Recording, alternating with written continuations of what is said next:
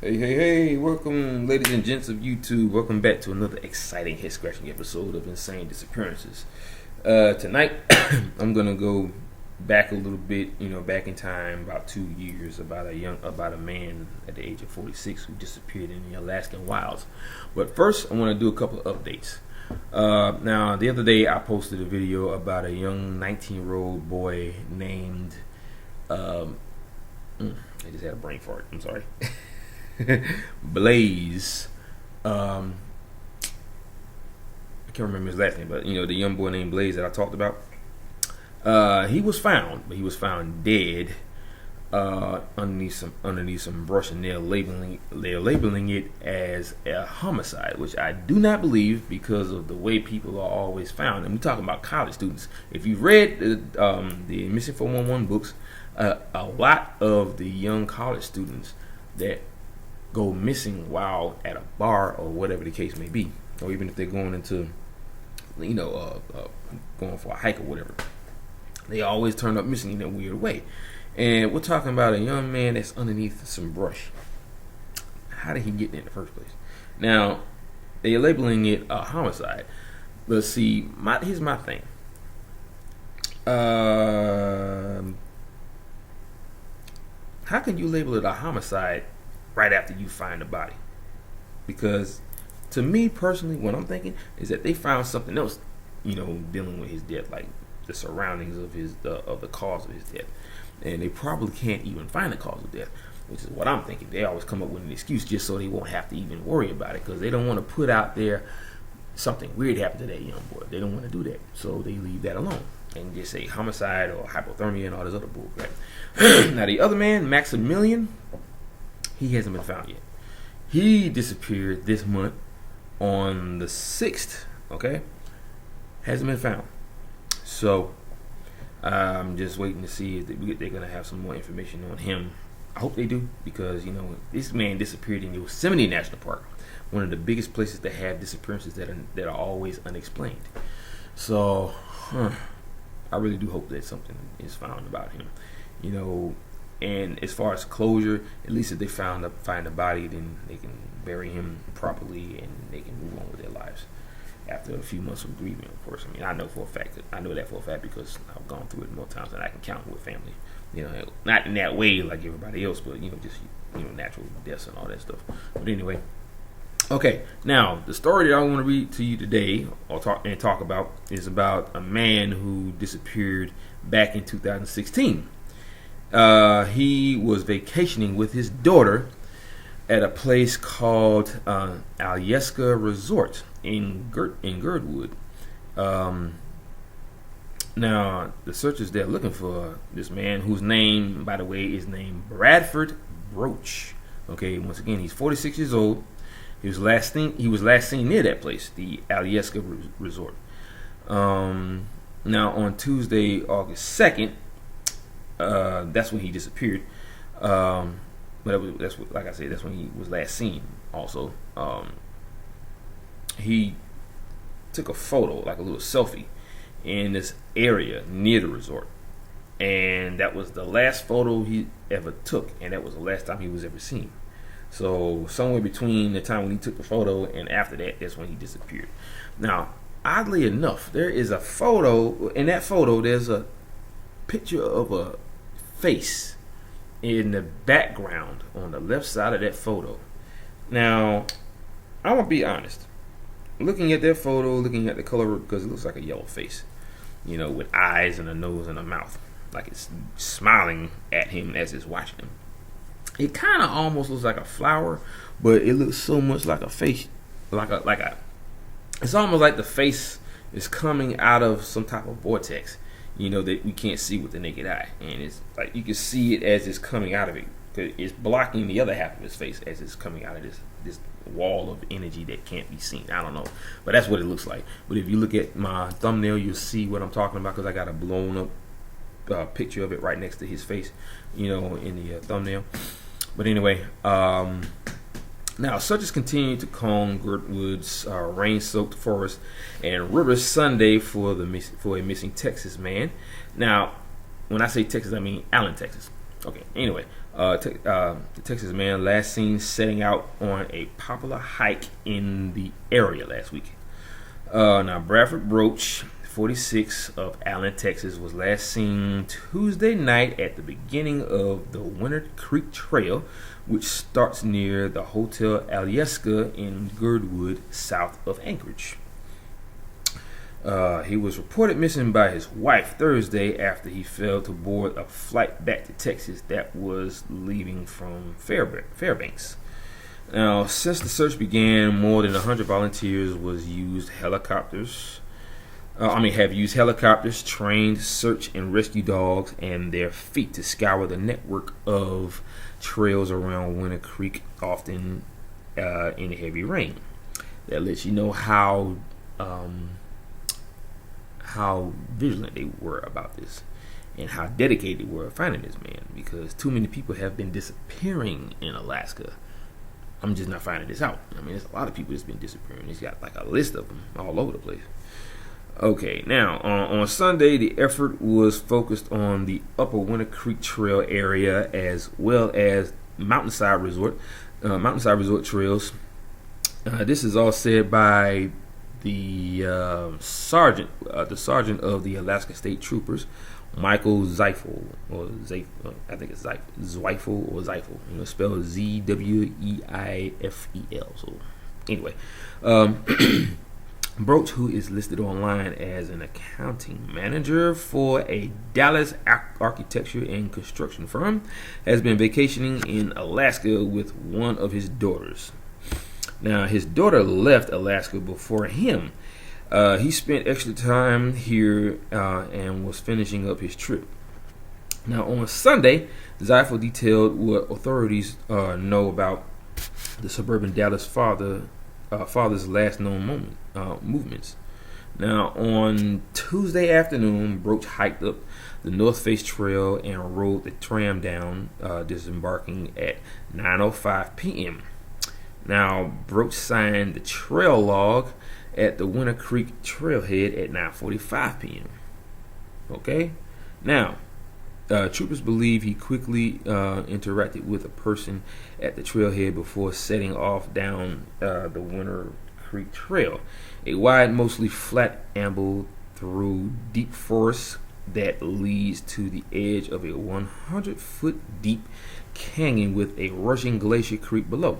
The canyon can be crossed with a primitive hand tram.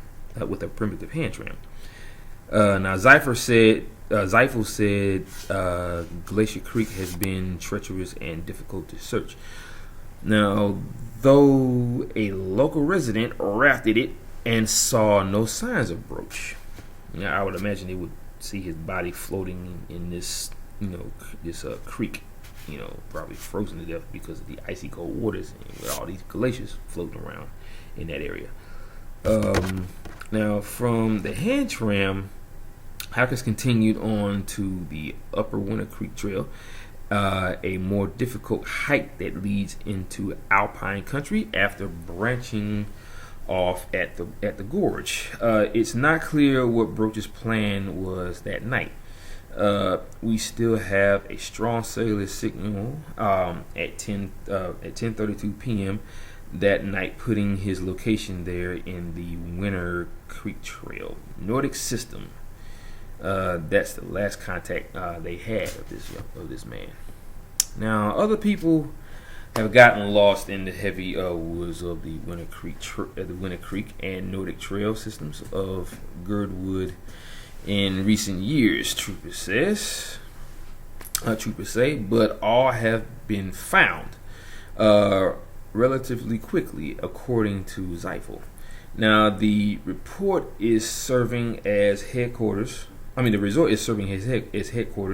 for a search that has so far included troopers, volunteers from the Alaskan Mountain Rescue Group, the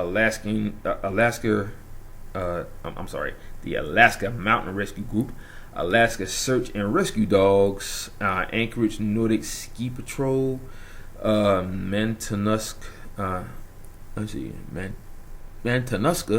Search and Rescue, Alyeska Ski Patrol, and employees.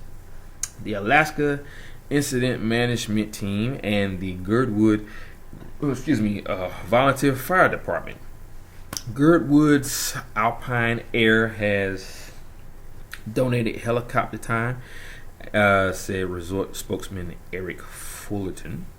Now, since Broach was reported missing, 111 people have helped in the effort to find him.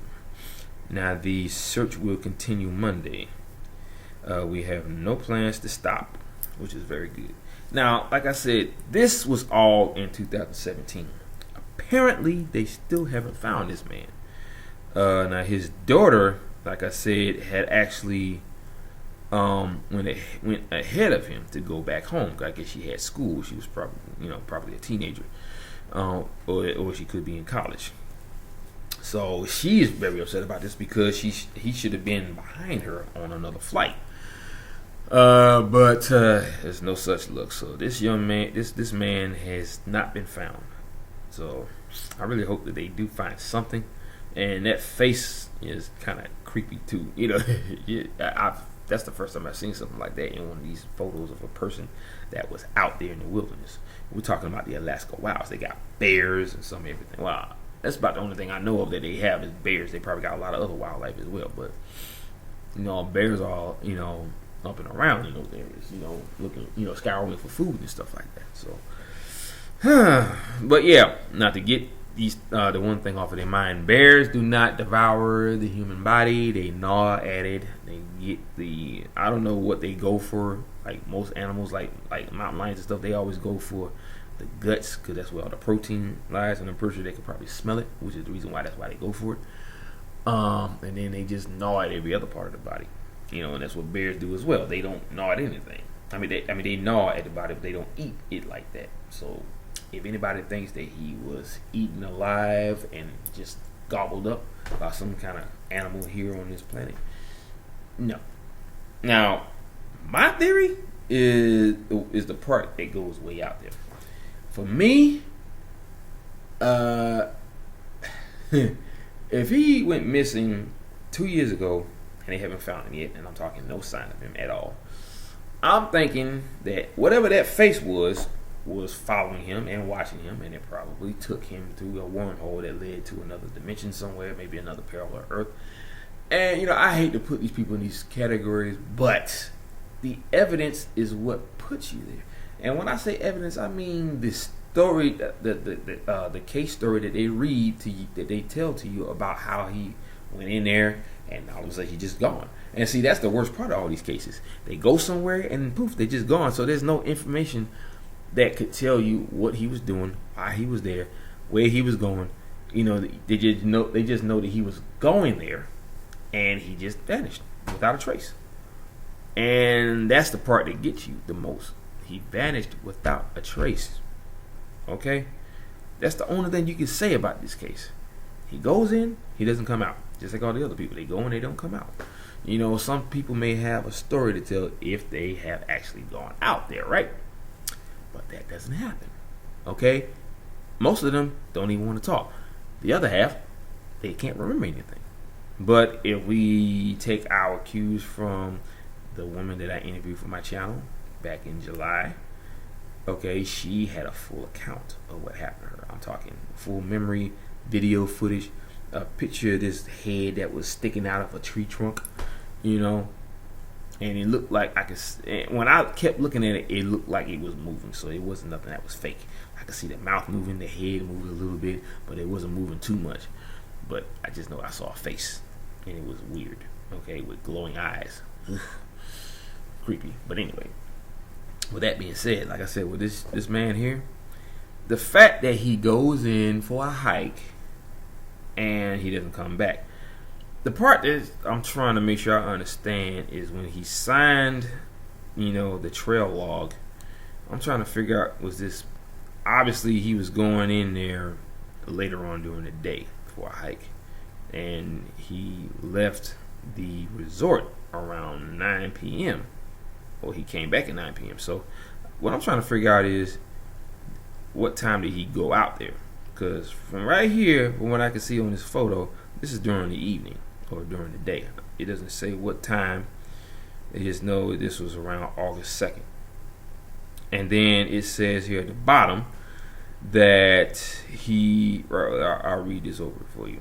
It says on Tuesday afternoon, Broach hiked up the North Face Trail and rode the tram down, disembarking at 9:05 p.m. So he was out there during the evening and came back around 9:05.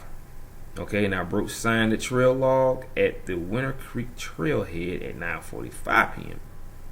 So that means he was still in the area from 9:05 to 9:45.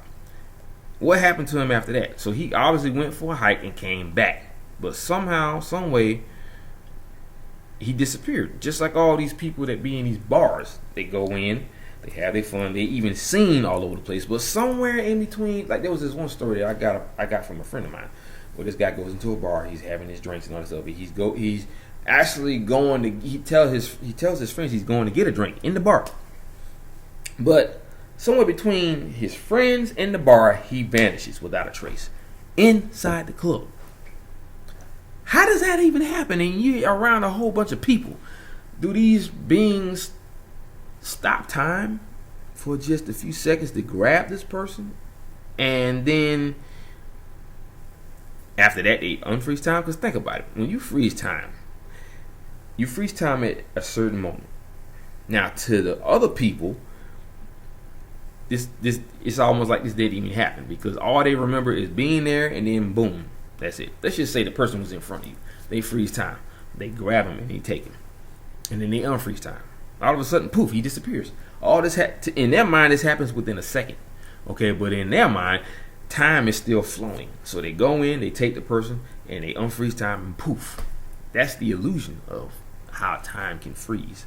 To you, time is still flowing around you, because you can move, within that second of time being frozen.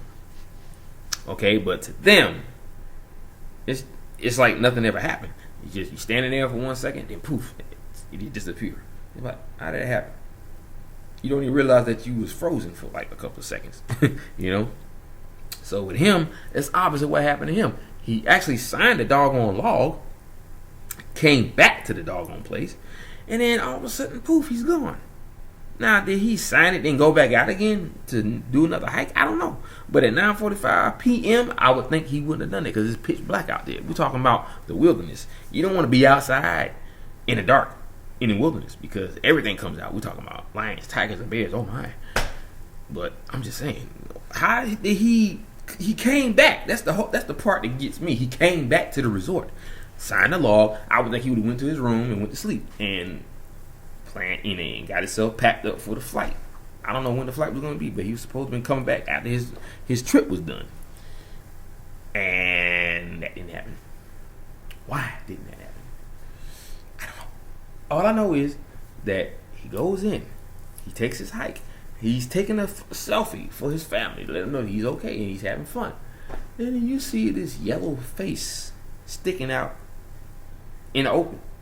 And you can see like half of a face, like as if it's coming out of a portal or something like that. That can't be seen by the naked eye. Now, I know I said earlier that it kind of almost looks like a flower, but it's too detailed to, as far as it being a face for it to be a flower. So I don't want to say that's what it is, and people start thinking that's what it is. Yeah, maybe you're right. It does look like a flower, but still, it looks too much like a face for it to be a flower. Because I'm looking at this thing right now, and it looks like it's got a hand that's sticking out from this thing. Like as if, like I said, it's coming through some kind of portal. And the area that it's in, I'm noticing a lot of green, like a green patch, almost like it's cloaking itself inside of like a bush or something like that. Because there's this little green patch of bush or brush in the area, like a real thick green bush, and it was hiding in the bush, trying to keep itself, hidden. But this really does look like a face. It really does, even though I said it could be a flower, but it's not a flower. Cause I'm looking at all these other areas. All I see is these little green, like weed. Those weeds that have little purple like flowers on it. You know, I see a lot of that, but I don't see nothing in that area that's yellow. That's like the only yellow area within this photo. Everything else is totally green. Okay, so that's definitely a face, and it's coming out of some sort of portal that you can't see with the naked eye. I'm surprised the camera didn't pick it up. You know, some cameras can do that and some cameras can't. I've seen how cameras can do that, just like with camcorders. They can pick up vortexes, you know, in certain cases. They can pick up noises that can't be heard by by human ears. You know, it's a lot of things that cameras can do that we can't. You know, and most of the digital cameras can pick up a lot of things as well. And this camera picked up a face that obviously he didn't see. You know, and maybe because of the fact that he took a picture of it and he didn't realize it, it took him so that this wouldn't get out. But yet it still did, because obviously he went missing, but the camera didn't, unless this photo was sent to his family members and they put the photo out there. So if he was actually, you know, out there taking a photo, the camera went with him. People, there's something weird going on here, and I'm trying to figure out what, but it's kind of hard to do that because you can never figure it out. You can theorize all you want, but I can tell you right now, I think he went through a dimensional portal. I really do. You know, there's no ifs, ands, and buts about it. There's no getting around that, because if a person disappears like that after going for a hike and you can't find them, and it's been 2 years later, going on 3 years in August, you know, of this year, that's 3 years that this man has never been found. They haven't found any evidence whatsoever that states he was even out there.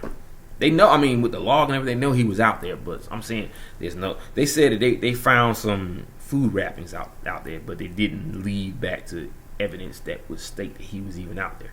Maybe they would have it probably was testing fingerprints that might have been on the wrapper and all that stuff or whatever, but no such luck. It came up empty. So yeah. But anyway, guys, that's it on that case. I mean, I really do hope that they find something on this man. I mean, even though it's been 2 years since he was last seen, and you got that creepy looking photo of that creepy look image of a face in the background watching him the whole time. I mean, that's just weird. You know, I mean, you don't see nothing else out there. You just see that one little face and him. So I think that face had something to do with his disappearance. It took a picture of it, and they didn't want anyone to know that they was even out there. So they took him, and they said, "Okay, we're taking the camera too, because he ain't gonna be able to do that." But he already sent the photo. That's the crazy part. So we already know that you're out there. Why did you take this man? What do you need with this man? Seriously, what do you need with this man? I mean, do you need his energy? What? Did you have to take him to do that? Because all these other people that come up missing and they're found dead near a body of water with no cause of death. Okay, now here's another theory that I got about that. All these college kids that are found dead near bodies of water or in bodies of water, they're always found without a cause of death. Now, the one thing I said before in the past, on my past videos, these beings have been coming here long before we've been living here. So they know everything there is to know about this planet. They know everything there is to know about our existence and, you know, how we live, our history, our information. Okay, now think about it. The coroners always say that, okay, they died from hypothermia, or because, you know, and all this evidence of their clothes being removed, you know, layer by layer. It's like you see a trail of the clothing, but sometimes you don't find the body. Sometimes you do, like that woman who was found draped over her daughter, draped over her baby, you know, stark naked, and the baby was naked too. But you saw a trail of the clothing that led to the spot where they were found dead in the dead of winter, and it was snowing. Why would you take your clothes off in the middle of winter? Makes no sense. Now, unless they are able to use that suppression technique that they use to take people when they're abducting them, I would imagine that's what they do. They suppress them to the point where they can control everything they do. They can remove their clothes. And they know that that would freak a lot of people out and cause them to get confused. They're removing clothes for no apparent reason in the dead of winter. Okay? Then when they're found in a wet area, but the body's bone dry and the socks are pristine. How do you explain that? You can't. And they know that. That's the reason why they do that. They mess, or I won't say mess, they fuck with your head. Okay? These people fuck with your head so that you stay confused, because they don't want you to find out what happened to these people. They don't want you to find out who did it or what did it. I'd rather say what, because it's definitely the who as far as it being a human. Humans don't do that. They kill you and they leave you marked for dead. That's all they do. Do they put you in a wood chipper? Maybe. If you work for the mafia. I mean, they're right there. You know, I don't want to say that's what they do, but I'm just saying that would be a pretty good way to do stuff. Yeah, chop them up in a wood chipper, and all you got is a bunch of chunks. But like I said, we're talking about people who are found dead mysteriously, partially clothed, body is dry in a wet area, socks are very clean. Sometimes the shoes are missing. Sometimes they're not. Sometimes the shoes are found sitting on top of a log near where the body is. So when these things are done, it's like whatever they're doing, they're toying with us.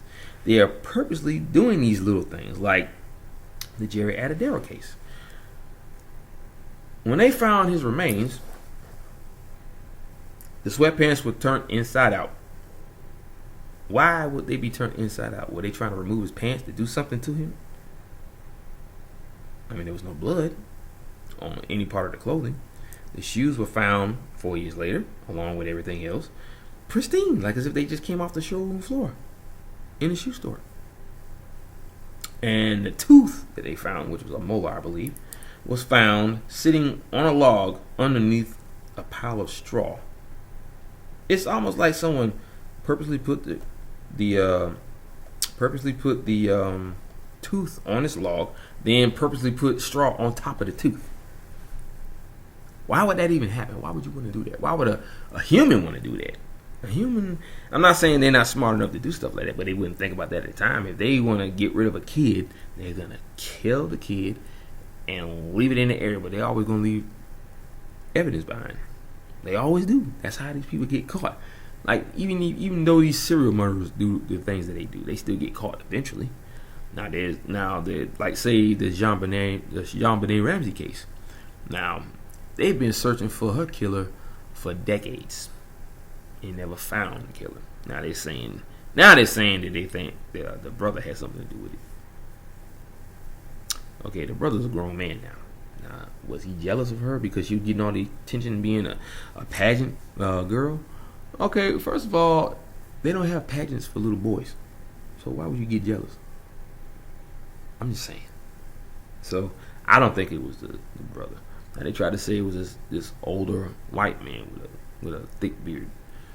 But turns out he wasn't doing it either. He didn't do it either. So anyway, but yeah, that's the thing about all these cases with these people. They disappear, and whatever makes them disappear is fucking with our heads so that we stay confused. But they still leave enough evidence to make you realize that something weird happened to them. Okay, you realize something weird happened to them, and you can even actually figure it out. But that still doesn't give you the evidence as to who did it or what did it, because nobody's gonna believe you if you come up with the idea saying that, okay, somebody must have stole this young man's soul or its energy. Zapped it. I mean, just sucked it right out of his body. When you find a body that can't be, when you find the body of this person and you can't find the cause of death, what else is there? That means something drained that person of its energy, or sucked their soul right out of their body for them to be dead without a cause of death. That's the only way something like that can happen. You know, I've talked about, reptilian aliens that feed off of energy and all that stuff. and devour children, which is the reason why I would think that's the reason why they only found the top of his cranium on that ravine going into that canyon. But I'm just saying. Now the person that was helping Alan Atadero find his son said that maybe there was a flood at one time, which is the reason why his body parts was sitting at the top of that peak. Okay, do you know how much rain would have to fall for that canyon to fill up with a lot of water? I mean, that would basically create an entirely new river. That makes no sense. Why would you even say that? So people are just saying these things just to have a reason to say it. Okay, to throw you off the trail. And as it got even weirder, and she realized that, she backed away. Okay? That's what she did. She backed away. And that right there, I'm like, you're going to sit up there and help this man try to find out what happened to his son. And when you find something weird in the case, you back away. Why did they do that? I don't understand. Shouldn't you want to find out what happened to that young boy just as much as the father does? No matter how weird the evidence gets, I would. I think I'm doing this channel. I'm coming up with all these scenarios. And the scenarios have merit. They really do. Now, it's also up to the public to believe in all this stuff. Believe that there's a such thing as parallel Earths and portals that can suck people into them. I mean, look at what happened to Christopher Tompkins. Same thing with him. When they looked back to see where he was, all they saw was a pile of change on the ground and one lone shoe dangling from a barbed wire fence. 900 yards away in the behind the fence on the property of the person that owned it, they found his actual other shoe sitting down near a swamp. How did he get there? That's 900 yards away. How? Another way of toying with us. If you make it look like he got sucked into a wormhole so hard and so fast that he got pulled upside down and into this wormhole, causing all the change from his pockets to fall out. And he got pulled right out of his shoe. Now, David Paulides said that when a person gets hit by a car, their body goes limp, which causes their feet to literally slide or fly right out of their shoes, which is why you always find that lone shoe on the ground, on the highway somewhere. Okay? Now, does anyone ever think to grab the shoe and have it tested for the DNA that might be inside the shoe? Like sweat and all that stuff? No. I mean, if they do, I don't know. But still. If a person's shoe is lying on the ground, I would imagine you want to get the DNA test done to find out whose shoe belongs. I mean, who belongs to that shoe. Or who the shoe belongs to, that is what I'm trying to say. But anyway, yeah. Christopher Tompkins. Like I said, same thing happened to him. The only problem with that was when he got sucked into this wormhole, there was no sound. Now, I often went back to this theory about how I saw a video of the very first man to skydive from above the atmosphere, on top of the atmosphere, and dove down. Now, when he was up there, there was no sound, there was no air. So I'm thinking you need air in order to have sound, and you need sound in order to have air, that way you can hear it. I don't know. But those two formulas have to come together to make all that happen. You need sound. Sound can't happen without air, obviously, because they claim when you're in space, there is no sound, because there's no air. Now, I can get into the whole space thing, but that's a whole nother story right there. But the whole point is, a lot of weird things happening. And it is up to us to believe that the weird things are happening. No matter how far-fetched they may seem, no matter how unbelievable it may seem, they are actually happening. And when you keep trying to use logical explanations to solve cases like this, you're never gonna figure it out. You're never gonna solve it. Like this case here with this man disappearing in the Alaskan wilds. Are they gonna try and say that, I think a mountain lion killed my father or my husband? Was it the bears? Maybe, but you would find the remains of him out there after 2 years. Yeah, there's a lot of brush. Mountains have the mountain peaks are totally green, so there's a lot of brush, a lot of fauna, everything along those mountains. It looks like mountains of Hawaii, because they're green as well. They have all that green fauna on it. But still, the whole point is you're not going to solve the case with logical reasoning. You're not. So I want you to get away from that. Think about all the weird stuff that happens. He disappears. He hasn't been found. No trace of him ever found in 2 years. What other reason could there be? Wormholes, people. Parallel Earths. He's somewhere living his life on a planet, or on an Earth, where he may even run into his doppelganger or even his family, but they don't know who he is. They just know about the person who he is on that Earth, if he ever runs into. Because I would think that if he's there, he would probably try to find out who he is on that parallel Earth, if he even thinks that that's what that is. I don't know. But anyway, guys, I gotta go. It's sun's coming up, and I gotta be to work by 1 o'clock. So that means I got to get cracking. But I want to give you a little shout out first, because I ain't gotta really get ready until around 10 or 11 o'clock. So, but I still have to run out and get some mustard for my sandwiches, my lunch, and my break. So anyway, I gotta go. So I will see you guys later. All right, you know how I do it at the end of every video. Aloha, mahalo, and a hui ho. Peace out, brothers.